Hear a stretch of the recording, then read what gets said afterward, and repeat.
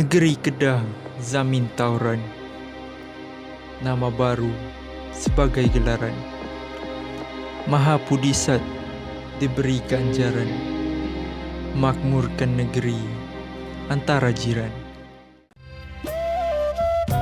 Usia Mahawangsa berlarutan, pulau-pulau menjadi daratan, Pulau Seri bersatu tautan. Demikian lama duduk penempatan.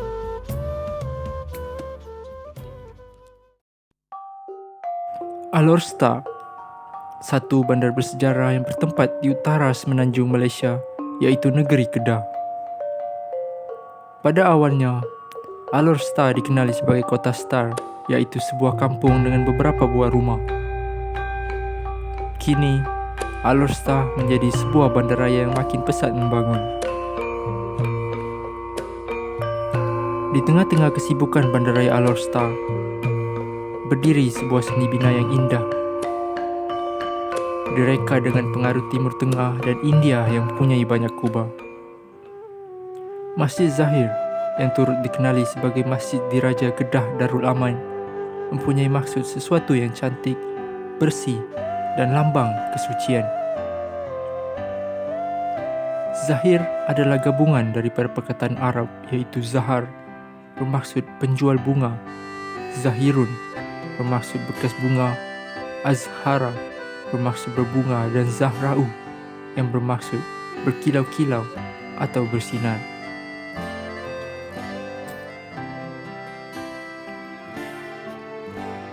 Menurut sejarah, Masjid Zahir dibina di atas tapak perkuburan pahlawan-pahlawan Kedah yang mati syahid semasa berperang dengan Siam. Didirikan atas tapak Masjid Lama pada 22 Rabiul Awal 1330 Masihi bersamaan 11 Mac 1912 atas perintah almarhum Sultan Muhammad Jiwa Zainal Adilin II. Bismillahirrahmanirrahim. Alhamdulillahirabbil alamin wassalatu wassalamu ala sayyidina Muhammadin wa ala alihi wa ashabihi ajma'in. Jadi Masjid Zahir ni suatu ketika dahululah ya.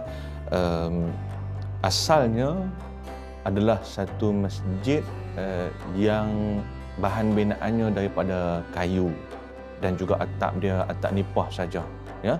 Pada ketika itu pada zaman pemerintahan Sultan Muhammad Jiwa Zainal Abidin pada tahun 1735. Lamalah.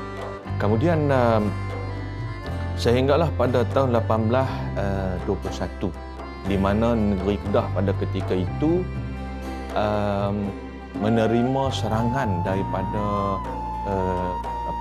tentera Siam, dan tentera-tentera Kedah ni mempertahankanlah pada ketika itu kota Kuala Kedah kan. Kemudian gugur syahid pada ketika itu 1019 orang, dan juga ketika mana para syuhada kita dari Kedah pada ketika itu mempertahankan balai besar dan gugur syahid 470 orang ya. Kira-kira hampir 1500 tentera yang gugur syahid pada ketika itu, dan mereka makamkan jasad-jasad para syuhada ini di tempat Masjid Zahir pada ketika itu. Sehinggalah pada tahun 1912 ketika itu yang terhormat mulia Tunku Mahmud bin Sultan Ahmad Tajuddin Mukarram Shah yang merupakan adik kepada Tuanku Sultan yang ke-26 pada ketika itu, iaitu Sultan Abdul Hamid Halim Shah. Jadi Tunku Mahmud ni dia dikhabarkan baru pulang daripada Timur Tengah kan. Lepas tu tercetus idea pada ketika itu untuk nak menggantikan masjid lama. Tahun tu bila? Tahun 1912. Nak gantikan masjid lama tu kepada masjid yang baru. Jadi pada ketika itu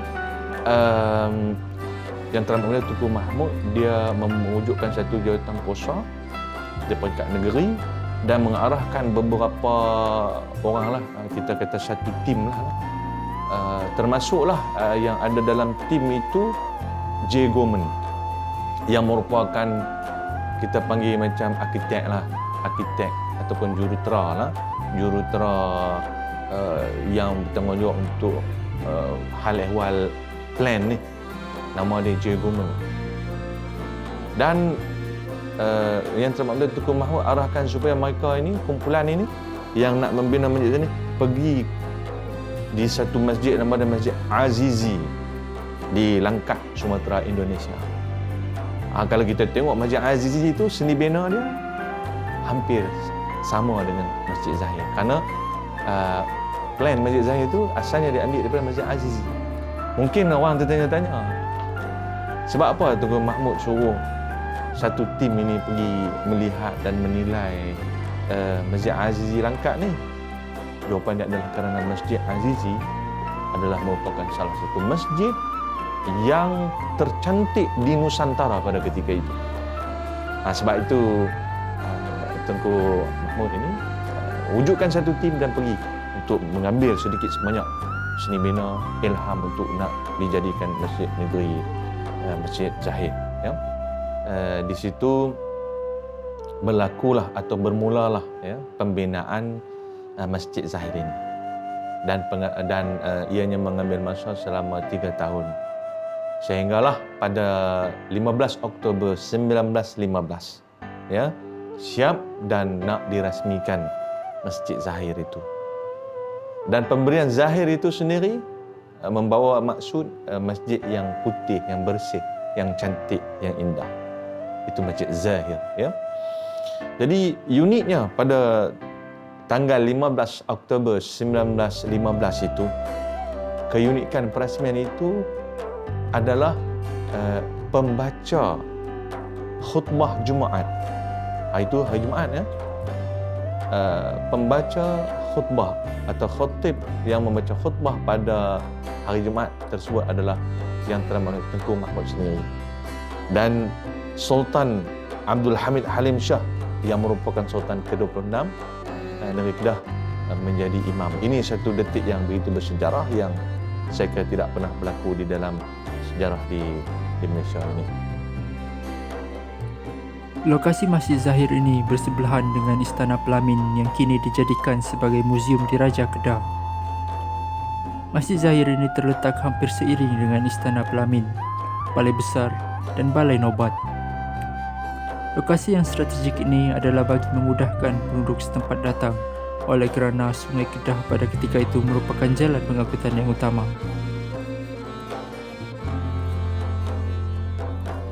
Pembinaan Masjid Zahir ini dilengkapi dengan beberapa struktur reka bentuk seperti ruang, kubah, mihrab, mimbar, menara, tiang, pintu, lantai, tangga, dan anjung. Berkenaan dengan seni bina Masjid Zahir pula, seperti yang saya maklumkan tadilah, bagaimana Yang Terhormat Mulia Tunku Mahmud ni, dia pada ketika itu baru pulang daripada Timur Tengah. Jadi beliau mengambil ilham untuk kita kata menyatu padukan seni bina Timur Tengah dan juga Nusantara ini. Maka sebab tu kalau kita tengok kubah Masjid Zahir itu sendiri yang unik, yang berbentuk seperti bawang masak. Kemudian kubah itu diambil seni binanya daripada Khurtum dan juga dari Mesir. Begitu juga kubah-kubah yang lain itu diambil seni bina daripada Sumatera di Indonesia. Kemudian pula dari sudut tiang-tiang yang begitu banyak di Masjid Zahir ini, diambil seni binanya itu mengikut seni bina India. Kalau kita tengok bangunan-bangunan India pun mereka suka membina tiang-tiang yang banyak kan. Maka di Masjid Zahir pun ada tiang yang banyak, kira-kira 261 tiang. Dan saiz setiap tiang tu agak besar, iaitu sekira-kira sepemeluk manusia lah. Besar jugalah kan. Masjid Zahir merupakan masjid Kedah yang terawal menggunakan batu bata dalam pembinaannya, yang menjadikan ianya sebagai sebuah masjid yang tercantik dan tertua di Kedah. Pada zaman dahulu, istiadat rasmi diraja akan dijalankan pada setiap solat Jumaat. Balai nobat akan membunyikan iringan nobat sebelum azan bagi menandakan Sultan akan berangkat ke masjid bersama-sama dengan rakyat negeri Kedah. Sejurus iringan nobat pertama itu, nobat kedua akan dibunyikan apabila baginda selesai melakukan solat Jumaat. Walau bagaimanapun, istiadat membunyikan nobat tidak lagi dijalankan kerana perkarangan istana tidak lagi berdekatan. Seterusnya berkenaan dengan proses pengubahsuaian Masjid Zahir ini. Untuk makluman, Masjid Zahir daripada awal pembinaannya pada tahun 1912 kan, sehinggalah ke saat ini 2022. Jadi proses pengubahsuaian Masjid Zahir ini berlaku sebanyak 2 kali sahaja. Yang pertamanya adalah pada tahun 1960, di mana dilakukan pertambahan yang kita sebut sebagai mihrab diraja. Asalnya dia ada satu mihrab saja kan, ada satu saja. Tapi tahun 1960 tu dengan melihat kepada kepadatan penduduk, pertambahan dan sebagainya yang memerlukan lebih sedikit ruang untuk tujuan keselesaan, lebih-lebih lagi pembesar-pembesar negeri kan, maka dilakukan pertambahan iaitu ruang mihrab diraja yang ada pada ketika ini. Itu pada tahun 1960. Dan 15 tahun setelah daripada itu, tahun 1975, dilakukan lagi pertambahan bangunan, iaitulah di bahagian anjung sebelah kiri. Sebelah kiri, kalau kita daripada balai besar itu kita melihat Masjid Zahir daripada jalan raya yang utama itu, maka di sebelah kiri kita ada bahagian anjung. Maka di situ adalah penambahan yang dilakukan pada tahun 1975.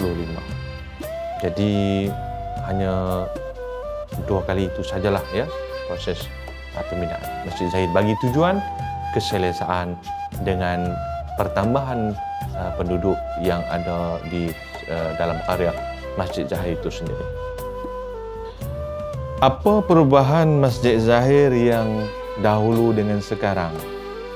Okey, pertama sekali saya nak sebut dari sudut kita katakan nama jawatan. Kalau dahulu, kalau sekarang ini imam besar yang menjadi ketua pengurusan pentadbiran di dalam Masjid Zahir ini, itu sekarang ini namun di awal dahulu disebut sebagai imam diraja. Bahkan kadang-kadang ada juga yang kita mendengar perkataan imam diraja itu disebut sekali-sekala kan. Maksudnya orang-orang yang lama mereka masih mengingati bahawa suatu ketika dahulu imam besar disebut sebagai imam diraja.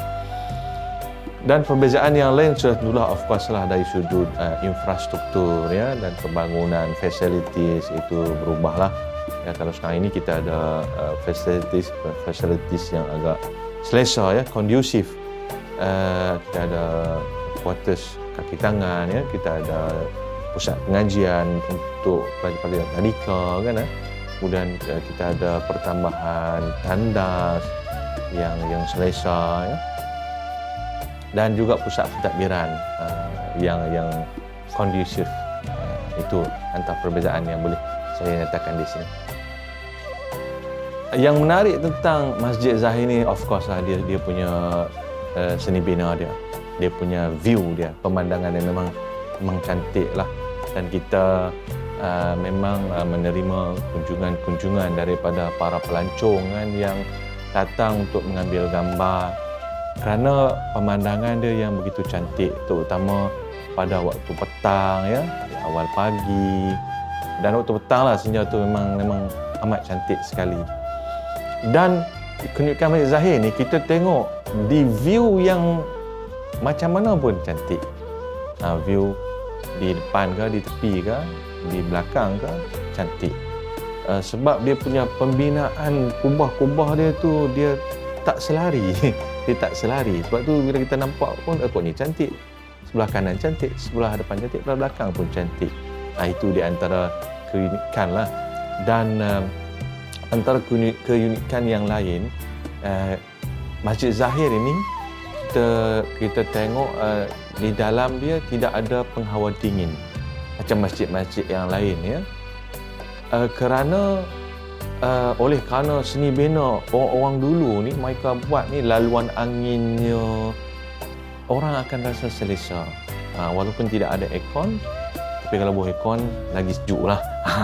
Tapi sekarang ni tak buat aircon pun orang kata selesa. Laluan angin yang di seni bina suatu ketika dahulu itu memang cantik ya. Okey. Dan juga antara keunikan yang lain bagi Masjid Zahir ini adalah ia di antara masjid yang tercantik. Ya. Pernah kita mendapat satu rekod pada tahun 1970-an dahulu, Masjid Zahir dinobatkan sebagai masjid yang keempat tercantik di dunia tahun 1970-an. Tapi sekarang ini dah milenium ni. Jadi dia punya angka itu Masjid Zahir tidak dapat, orang kata apa, nak mengekali lah, oleh kerana masjid-masjid sekarang ini dibangunkan dengan facilities yang serba canggih ya, dan memang cantik lah, maka tak mampu untuk berada pada top 5 ataupun top 10. Tapi masih lagi tak jauh lah nombor tu dalam lingkungan 20 ya, yang tercantik lah, di antara yang tercantik di dunia dan juga di Malaysia ini. Ini di antara keunikan Masjid Zahir. Struktur seni bina Masjid Zahir menjadi unik kerana bercirikan kemelayuan, barat dan timur tengah. Boleh dikatakan, struktur seni binanya mempunyai nilai-nilai kesenian dan estetika yang tinggi. Sebagai anggota masyarakat Islam, perlu ada satu perancangan dalam mengembalikan semula martabat dan nostalgia Masjid Zahir supaya fungsi masjid yang dahulu dapat dikembalikan.